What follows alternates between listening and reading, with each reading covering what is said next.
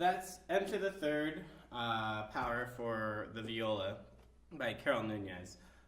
It's a great piece. It's actually a lot of fun, and I hope we get a chance to do this for honor orchestra. But granted, it's going to take a lot of work on your part. So making sure you're really comfortable with all the notes, all the different finger patterns, and two different styles in which we use our bow. So the two styles we have is marcato and legato. So the beginning starts with that marcato bow stroke. And when you do marcato bow strokes, you want to make sure it happens all within the lower half and that you're very, very short and very crisp with your bow strokes. So the very beginning should be very short and very percussive. So keep a really strict, a very firm bow hand, and then keep all the notes really short. When you play through the beginning, if you notice, the patterns basically repeat itself. So if you look at those first four notes, those 16th notes, that's just a descending scale, right? And then after that, we have what's called broken thirds.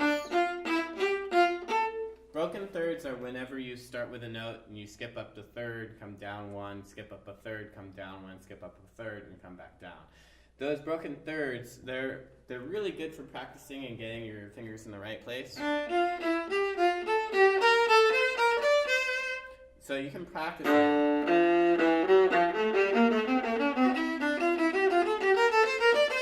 and just get used to doing those broken thirds, because it helps with this piece and it will help you play in tune with many other pieces.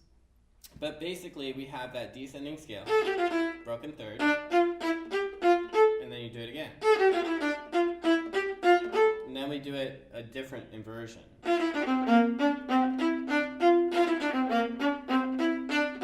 And then last one takes us into the mixed meter. So in that whole section there, just make sure that we're staying in that minor finger pattern. So 1 and 2 should touch both on the D string and on the G string.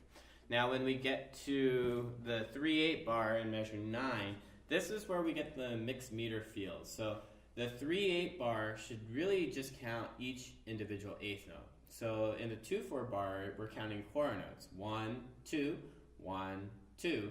But when we get to 3/8, we have to feel the eighth note pulse and keep that as a beat. So if you count eighth notes in 2/4, you'd be counting 1 and 2 and 1 and 2 and then you take that 1 and 2 and feel bop bop bop bop, and you turn that into the beat bop bop bop bop bop bop. 1 2 3 1 2 3. So 1 and 2 and 1 2 3 1 and 2 and 1 2 3. And that's basically what we're doing. And that gives it such a unique character to this piece, which makes it a lot of fun to play. Right? And be sure to bring out those accents. And then for the C string, we have to play the C sharp.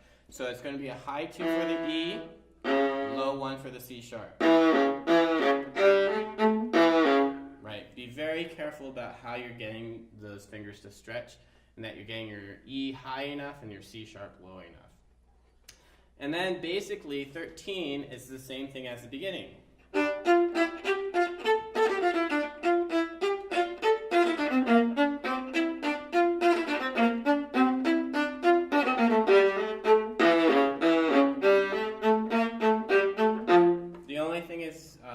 At the end of that mixed meter section, we do something a little bit different. So it's very similar. And then here at measure 24, it changes. Right? So it just takes a little bit of practice and getting used to it. And make sure you follow along in your music so you know exactly when it changes. Once we get to 27, we get into the legato section. And that legato section means you have to play everything with a very smooth bow stroke. So take out those marcatos and connect our notes as much as we can. So we have...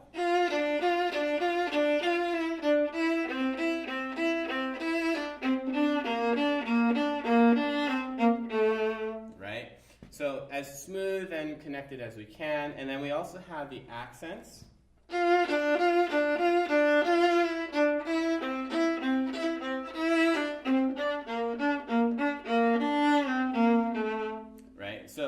bringing out the accent more with the bow, and then also, if you can, vibrate on the accent so that we get that legato feel to it as well. When we get to 27, 28, 29, measure 29, we have that E to C natural. When you do the E to C natural, since it keeps repeating itself, you want to make sure you keep your fingers down as much as you can. So the E should be down the entire time. Don't lift the E. You'll be inconsistent with your pitch. Keep your fingers down as much as you can. So the only way you can do that is by making a good tunnel so that the fingers aren't touching the D string as you're playing that E. Right? So that's something to work on. And then once you get to measure, actually, so if I go on,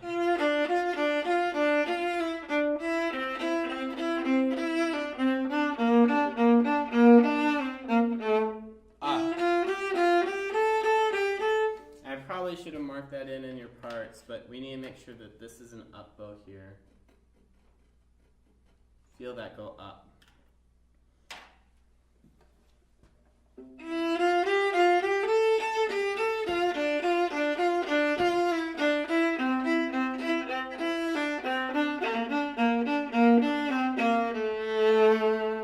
Fermata means to hold, and then back to marcato.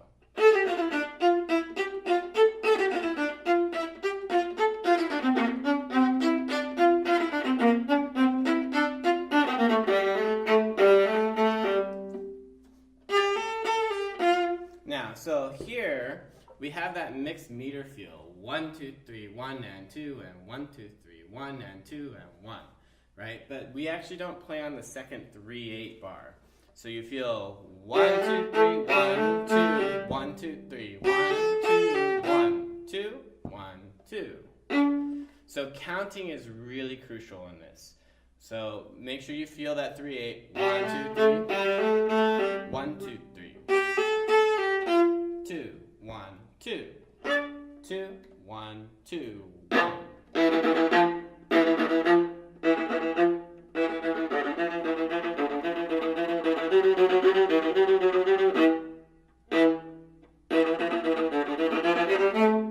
Now this whole section here, we share this with the cellos, and it's great, and I love this part for the violas and cellos because it's on your C string. How often do we get to play the C string like this?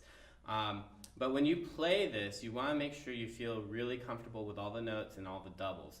So I would break it down and take out the doubles and just practice it with singles. So since it's 2 Ds and 2 Fs and 2 Es and 2 Fs, just take out the 2s and make it 1. So 1 D, 1 F, E, F.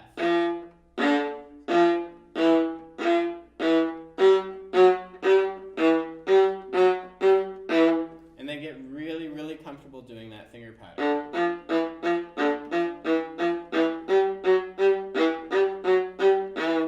And as you play it, you're going to start off with that major finger pattern feel, the 2s and 3s touch, and then you're going to move into the augmented finger pattern when you have to do the F sharps. So get really good with the singles.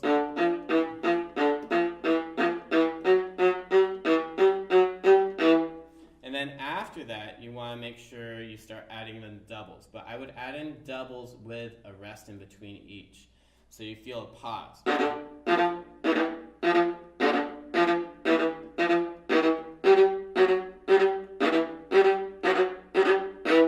And then once you get really good at that, take out the pauses and then just play it with good fluency.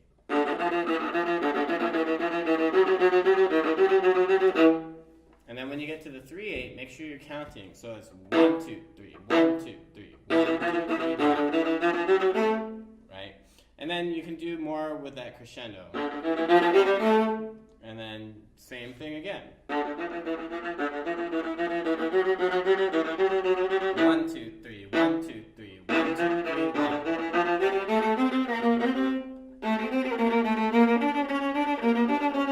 And then this is also another one of those that you have to be very careful about. You have your high 2s, so this is 2 before 82. be careful that you're getting the right notes in there between the high 2 on the C string and then the low 2 on the G string. And then from 82 on,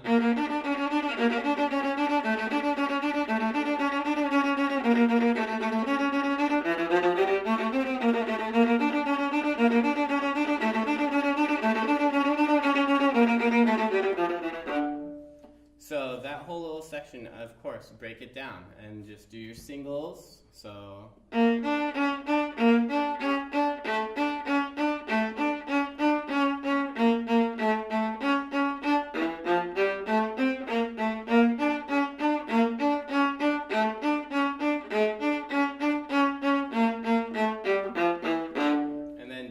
doubles with the rests.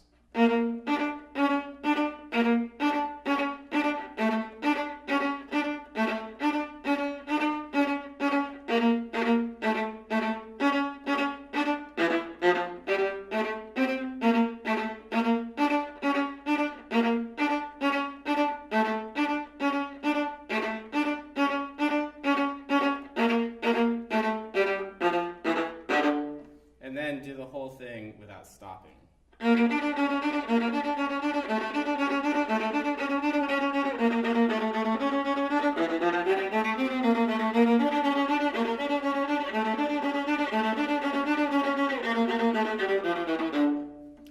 then also just be aware that we have that augmented finger pattern of sorts. It's like a combination between augmented and minor. It's what we call the harmonic finger pattern.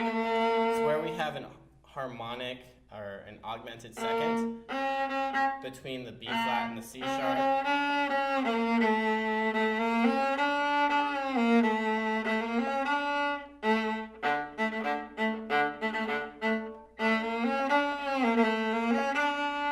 So it sounds very like Middle Eastern or Egyptian kind of sound.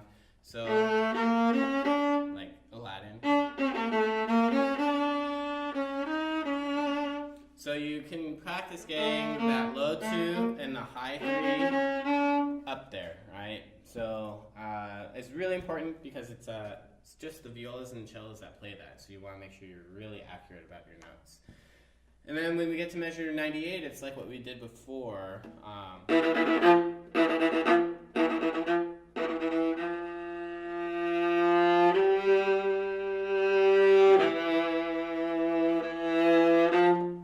The only thing is I added some dynamics, and I'm also going to add one more bowing here too. On the last dotted quarter note, I want you to go up bow in the 3/8, so that way we know exactly, or that we can come in on a down bow on the 8th notes to follow. So here you just got to count carefully and do the dynamics. So it's 1, 2, 1, 2, 1, 2, 1, 2, 1, 2, or sorry, 1, 2, 3, 1, 2, 3, up, 2, 3, 1, 2, 1, and then again. 1, 2, crescendo, 2, up, 2, crescendo, and 1, 2, 3, 1, 2, 3, up, 2, 3, 1, 2. Right, so it'll take some practice and some getting used to with the dynamics, but it's going to make it that much more impressive when we do it with the first violins. And then as you get into 120, you have that ascending 8th note passage. And then we have this theme again.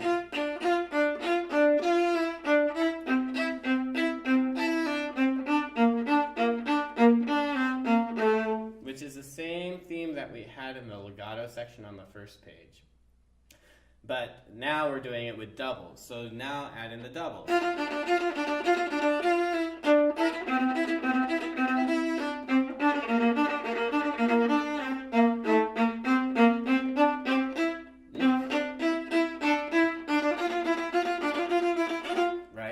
Anytime you don't feel comfortable with the doubles, just break it down, do singles, and then start adding in the doubles with the rest, and then take out the rest, and then eventually, through your practice, you'll get it.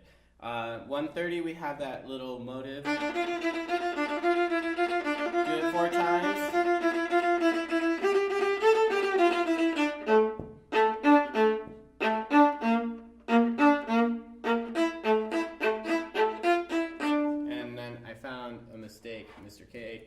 So 136, 37, 38, that B flat should be a low 2, not a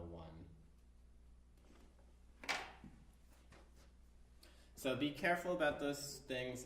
Measure 136, this is a really fun part.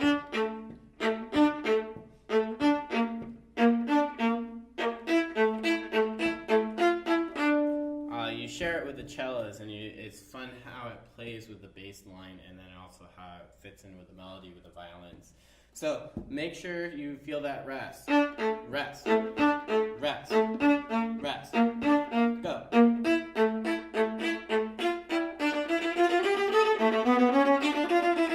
Right?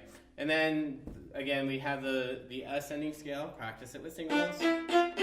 And just be careful that we're getting that B natural in there and the C sharp in there. So you're going from low 2 on the D string to a high 2 with a high 3 on the G string. And then 144 is very similar, but we only do it 2 times because then the third time we go to the E and the G F sharp, right? It's kind of like your theme that you did back at 64.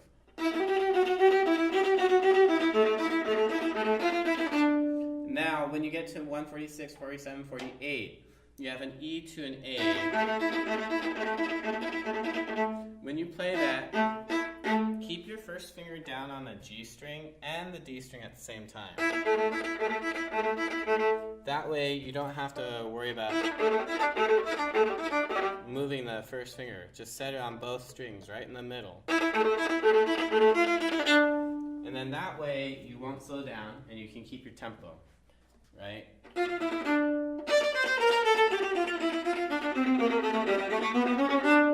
That whole little section there, practice it again with singles. Your low finger pattern, then minor, minor finger pattern, then augmented,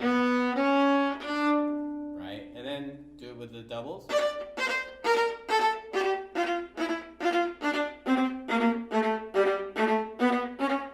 And then do it with no stopping.